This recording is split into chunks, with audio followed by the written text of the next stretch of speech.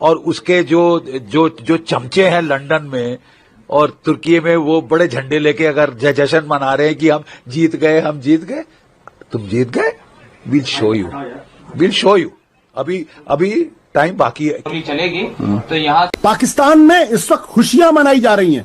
वहां के अखबारों में बड़े बड़े हेडलाइंस छप रहे हैं, इट्स अ ग्लोरियस विक्ट्री। वहां सेलिब्रेशन हो रहा है और हम मुगालते में हमारे देश के लोग इस वक्त विषाद में हैं, आहत हैं, दुखी हैं, परेशान हैं। Indian international monetary fund IMF ने टपका दिया। और पहला क्या काम किया है अर्नब इन्होंने? 14 करोड़ उसमें से मरकज़े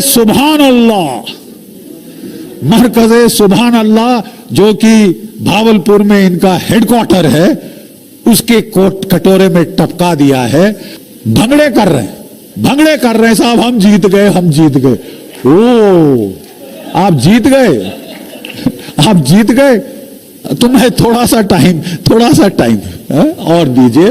we know what you are, तुम्हारी फितरत हम जानते हैं। तुम चुलबुली तुम के बगैर बैठ नहीं सकते, तुम फिर चुलबुली करोगे। और हमारे प्रधानमंत्री जी ने एक नई नेशनल सिक्योरिटी डॉक्ट्रिन इनंसिएट कर दी है कि आप उस पाकिस्तान पर विश्वास कर रहे हैं कि उसके एक डीजीएमओ ने फोन किया और कहा कि भाई अब हम युद्ध नहीं करना चाहते, और हमने कहा जी बिल्कुल सही बात है आपकी, आप 100% सही है। ये मजाक हो रहा है क्या? आप देश को बताइए ना, किन कारणों से समझौते हुए, किन कारणों से सीज फायर आपने रोका? आप क्या बता रहे कि 3:30 बजे हमारे पाकिस्तान के डीजीएमओ का फोन आया, हमने उसकी बात को सुना और हमने कह दिया कि 5 बजे जो है अब सीज फायर हो जाएगा इस देश के अंदर। पता है इस देश के लोग मूर्ख हैं क्या? उनको इतनी बात समझ में नहीं आती है। हकीकत क्या है? हकीकत जो है क्या, इस हमले का सबसे बड़ा टारगेट कारण क्या था? क्या गारंटी आज भारत सरकार ये दे सकती है, देश के प्रधानमंत्री देश को गारंटी दे सकते हैं कि अब इस ऑपरेशन सिंदूर के बाद इस देश के अंदर कहीं किसी कोने में आतंकवादी गतिविधि नहीं होगी, कहीं किसी कोने में पहलगाम जैसी घटना नहीं होगी, किसी मासूम की जान नहीं जाएगी, और पाकिस्तान ने सबक सीख लिया, पाकिस्तान अब कभी हिंदुस्तान की तरफ आंख उठा के नहीं देखेगा। अरे आज के जमाने में ग्लोबल वर्ल्ड है, पाकिस्तान में इस वक्त खुशियां मनाई जा रही हैं। वहां के अखबारों में बड़े बड़े हेडलाइंस छप रहे हैं, इट्स अ ग्लोरियस विक्ट्री। वहां सेलिब्रेशन हो रहा है और हम मुगालते में हमारे देश के लोग इस वक्त विषाद में हैं, आहत हैं, दुखी हैं, परेशान हैं कि भाई जब हमारा अपर हैंड था, जब हम पाकिस्तान को वाकई में उसका फन कुचल सकते थे, तब हमने अचानक सीज फायर कर दिया। और क्यों सीज फायर कर दिया? क्योंकि पाकिस्तान के डीजीएमओ का फोन आ गया था जी। वहां अमेरिका के राष्ट्रपति अपने ट्वीट पे एक बार नहीं 2 बार, और क्या कह रहे हैं, हम पाकिस्तान को आतंकवादी मुल्क मान के चलते, रोग मुल्क मान के चलते, फेल्ड स्टेट मान के चलते। वो कह रहा है कि वो महान देश है। India and Pakistan both are the great nation. बराबर कर दिया उसने। एक सवाल यहाँ पर ये भी बनता है क्या, एक सवाल यहाँ पर ये भी बनता है कि जिस पाकिस्तान के साथ हमने भरोसा करके ही सही मान लीजिए अमेरिका की मध्यस्थता में ही सही हमने सीज फायर का ऐलान किया, उसने 3 घंटे कि नहीं भैया अब हम बर्बाद हो जाएंगे, टूट जाएंगे, युद्ध को खत्म करो, हम बर्बाद हो जाएंगे। तो जो पाकिस्तान 3:30 बजे गड़गड़ा रहा था हमारे पास, वो रात को 8 बजे क्यों सीज फायर का वायलेशन कर रहा, क्यों हमारे तरफ फायरिंग कर रहा? गिड़गड़ाने वाला आदमी तो डर गया ना, फिर वो बुरी तरीके से घबरा गया ना।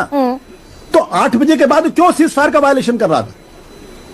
इसका मतलब यह है कि या तो 3:30 बजे वाली खबर गलत है, या पाकिस्तान ने सीज फायर का उल्लंघन किया वो गलत है।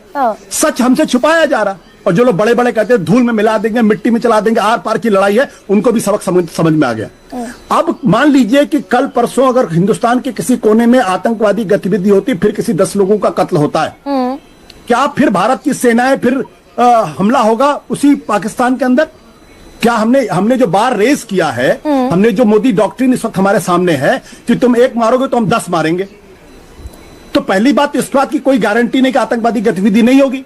दूसरी बात, मोदी सरकार ने जरूर एक गारंटी दे दी कि अगर इस देश के अंदर किसी कोने में आतंकवादी गतिविधि होगी और इस बार फिर हुआ, तो क्या देश हमेशा युद्ध के मोड में रहेगा क्या?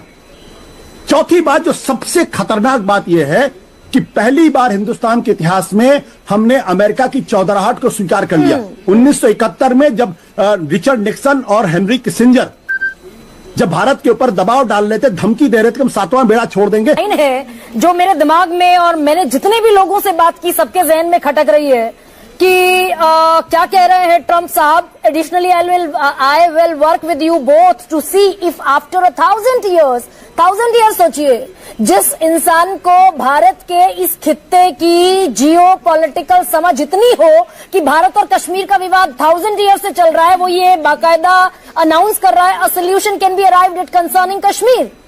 तो क्या कश्मीर पर तुरंत जवाब दिया जाना जरूरी था क्या, या हमने स्वीकार कर लिया? इसका भी जवाब आज मिलेगा प्रधानमंत्री से। गरिमा जी, मुझे इससे कोई फर्क नहीं पड़ता डोनाल्ड ट्रंप क्या कह रहे हैं, मार्को रूबियो क्या कह रहे हैं, या वहां के जेडी वांस क्या कह रहे हैं। हमें इससे फर्क पड़ता है कि भारत सरकार की प्रतिक्रिया क्या है।